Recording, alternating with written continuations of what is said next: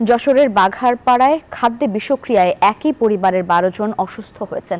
এর মধ্যে একজনের মৃত্যু হয়েছে, একজন মুমূর্ষু অবস্থায় ও অন্যরা বিভিন্ন হাসপাতালে চিকিৎসাধীন।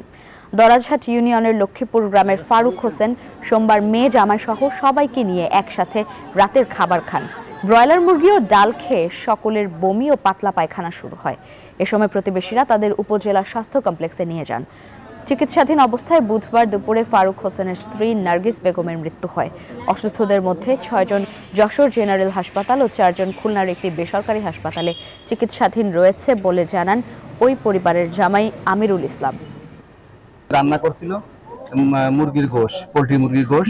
এখন ওই দিন যারাই খাইছে তারাই অসুস্থ হয়ে পড়ছে। সোমবার দিবাগত রাতে মঙ্গলবার সকাল থেকে সবার নিয়ে ডিসেন্ট্রি শুরু হয়। এরপর থেকে আমরা সবাইকে হসপিটালে ভর্তি করাই। সবার অবস্থাই খারাপ।